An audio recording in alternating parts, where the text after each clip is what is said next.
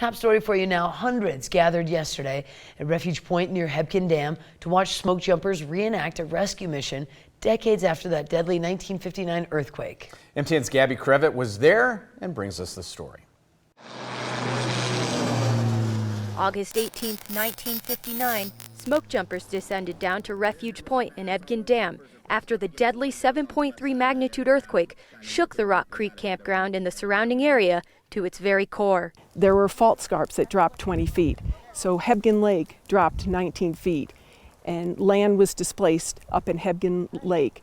Down at this end of the river canyon, there was an 80 million ton landslide. That landslide came down in 20 seconds. Many victims fled to high ground and gathered at Refuge Point. They had no idea how stable Hebgen Dam was. Down at the other end of the canyon, there was rising water, and they had to get out.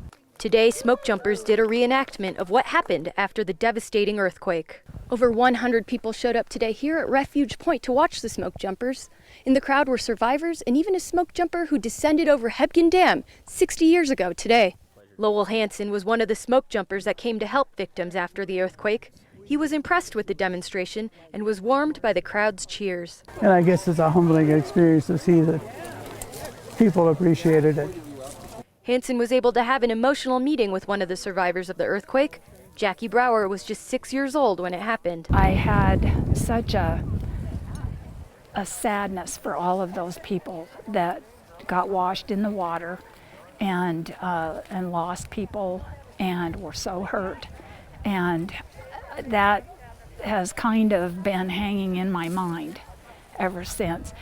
This is nice to see this many people that are still interested, and it's so beautiful. For me, it's an honor to be able to do this on the 60th anniversary. Really, it's for the survivors and their families. In West Yellowstone, Gabby Crevitt, MTN News. If you haven't been down there, check it out. By the way, the visitor center will remain open until September 15th.